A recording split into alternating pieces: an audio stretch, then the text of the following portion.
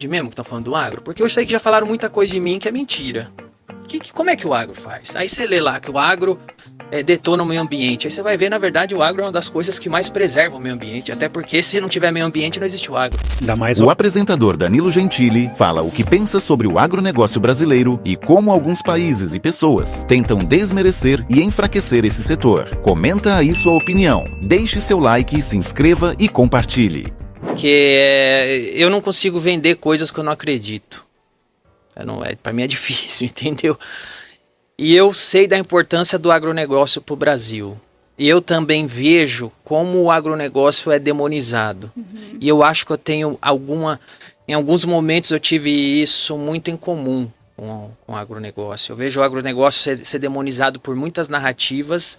E quando você para e vai entender o que é o agronegócio brasileiro, você vê que não é nada do que dizem, não é nada do que propagam. Você vê o tanto de tecnologia, você vê a preocupação do agro com o meio ambiente, você vê o tanto de emprego que gera o agronegócio, O agronegócio literalmente alimenta o Brasil e o mundo. O agronegócio do Brasil é um dos principais celeiros do mundo inteiro. É um deles, é top 5, se não for top 3, de maior importância de celeiro mundial. E eu também já passei por isso. Você tá lá trabalhando honesto, gerando emprego, não fazendo nada de mal pra ninguém, fazendo o melhor que você pode, vem narrativa e te derruba. Você fala, por que estão falando isso de mim? Aí você começa a perceber que o mesmo tipo de gente que tá falando isso de mim tá falando do agro, tá falando de outras coisas. E você começa a perceber que existe uma cadeia de narrativa, interesses por trás, agendinhas por trás. Eu acho que foi por isso que deu tão certo nosso trabalho, porque eu entendo o tipo de narrativas falsas que são feitas contra o agro, eu entendo a importância do agro, eu acho que tem identificação nisso. E como que a gente começa a mudar essas narrativas, Danilo? Isso é difícil. Eu estava pensando outro dia, são anos de demonização do agro, não é só o agro que é demonizado não, no Brasil. Empresário, qualquer pessoa que tentar abrir uma empresa vai ser demonizada no Brasil. Um comediante que faz alguma piada que não está de acordo com alguma agendinha ideológica vai ser demonizado no Brasil. Um artista que não está na panelinha de quem cria narrativas em prol de uma ideologia vai ser demonizado no Brasil. Mesmo se ele for o cara... às vezes o cara da narrativa lá é o cara que depois ele é indiciado por assédio. E o artista que ele apontava o dedo nunca teve um problema desse. Só que o cara que é santo, você que é um demônio. Então, quando você começa a perceber, sempre as mesmas pessoas atacando os mesmos lados. Então, é difícil, porque eu cresci, por exemplo, estava pensando outro dia, são anos de demonização. Eu cresci, quando eu tinha 9 anos de idade, eu cresci vendo novela que o boia fria era uma vítima e o agricultor era um vilão que exploravam um boia fria. Aí você cresce com isso na cabeça, olha só, é muito forte, a novela da Globo, é líder de audiência, um boia fria é um coitado, olha como o agricultor explora, é quase um escravo. Aí você já cresce com isso na cabeça. Aí depois eles fazem outra novela que é a mesma coisa. Aí depois você lê o jornal... tá corroborando, e ninguém para fazer o que eu fiz, que é verdade mesmo que estão falando do agro? Porque eu sei que já falaram muita coisa de mim que é mentira. Como é que o agro faz? Aí você lê lá que o agro detona o meio ambiente, aí você vai ver, na verdade, o agro é uma das coisas que mais preserva o meio ambiente. Sim. Até porque se não tiver meio ambiente, não existe o agro. Ainda mais o agro brasileiro, né? Exato, o brasileiro tem técnicas que a China, que a Europa devia aprender, principalmente porque, diferente do Brasil, a Europa tem menos terra para cultivar. E às vezes eu tenho a impressão, pelo que eu pesquisei, que a Europa detona mais a terra que o Brasil, onde tem mais. Então você para pensar, qual é a lógica de dizer que o agro destrói o solo, o meio ambiente? Porque se o agro destruir o solo, é a mesma coisa de falar que eu destruí a comédia, porque eu vivo de comédia. Um dos motivos de eu ser um defensor da liberdade na comédia é que eu sei que sem liberdade... você não faz comédia, você só faz propaganda política. Você só faz propaganda ideológica. Comédia você não faz, porque você tem que ter a liberdade para as piadas serem feitas. É a mesma coisa o agricultor. Por que o agricultor vai destruir o solo? Sem o solo ele não tem um negócio. Então como é que tem uma narrativa dizendo que o agro destrói o meio ambiente? Se o meio ambiente não... E o meio ambiente a gente entende desde das bactérias, desde de verme que está na terra até o boi que alimenta o ser humano. Então, uma vez que você destrói isso, você não tem o agro, você não tem nem o ser humano, nem o animal, nem o dinheiro do dono de terra. Então não faz sentido.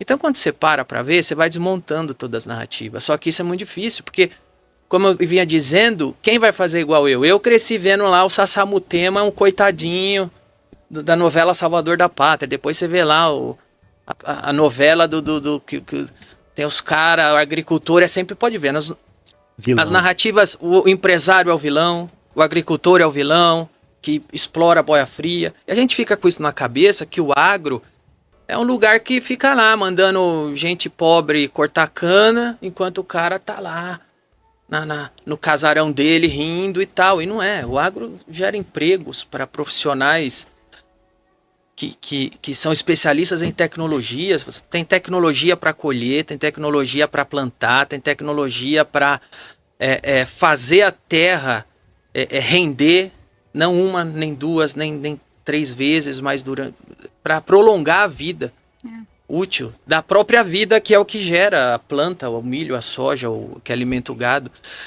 Só que a gente fica com essas ideias na cabeça, porque isso fazem décadas que são plantadas. E eu acho que mais que isso, a gente precisa perpetuar e mudar essa narrativa de que o agro, o produtor do agro, é o grande produtor. E não é, Danilo. Exato. Não é. Exato. Hoje a gente tem aqui, só para te citar como exemplo, hoje na ProSoja a gente tem mais de 9 mil associados. Mais de 50% são pequenos e médios.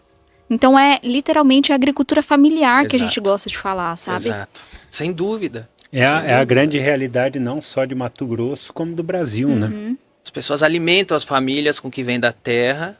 Isso proporciona o cara crescer um pouquinho, virar de um pequeno para um médio, de um médio para um maior. Quem sabe um dia o cara vira um grande produtor, mas a verdade é que tudo, principalmente no Brasil, né?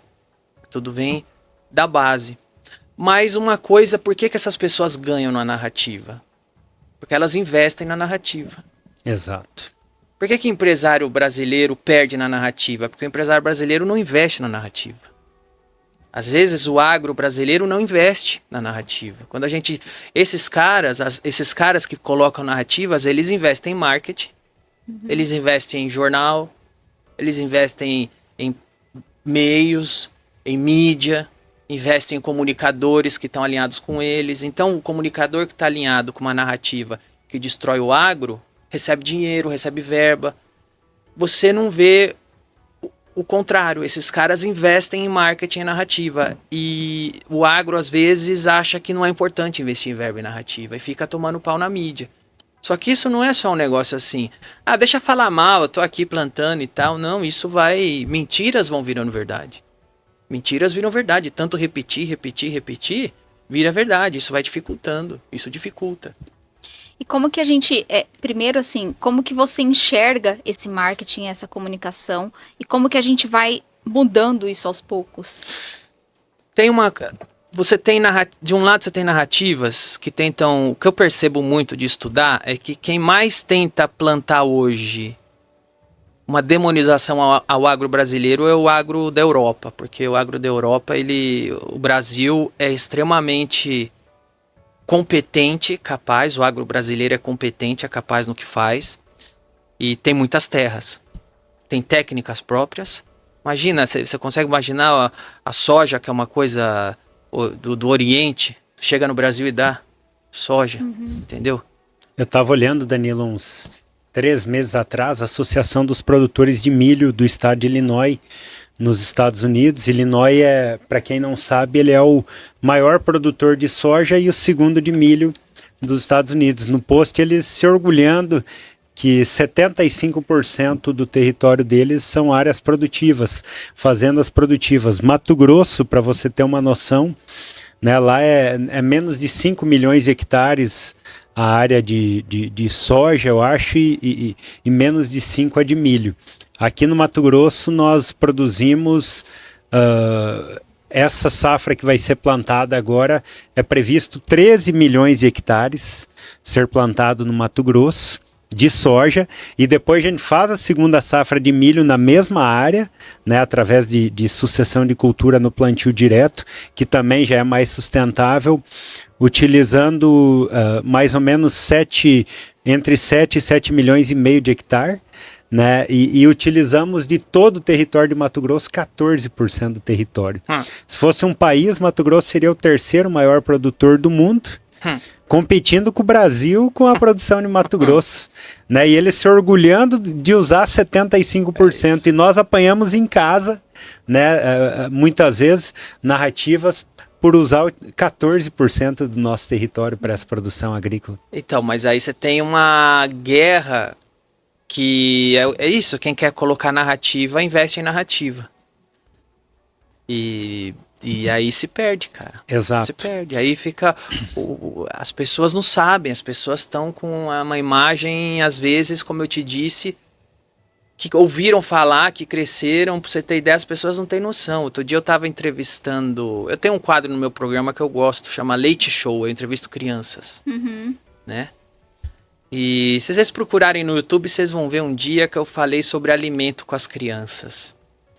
E quando eu perguntava o que é o bife, as crianças não conseguiam associar o bife ao boi. Olha aí. A vaca, elas não... As crianças de hoje da cidade... Aí eu falava, não, o bife é do boi. Não, não é. Acho que nasce na prateleira.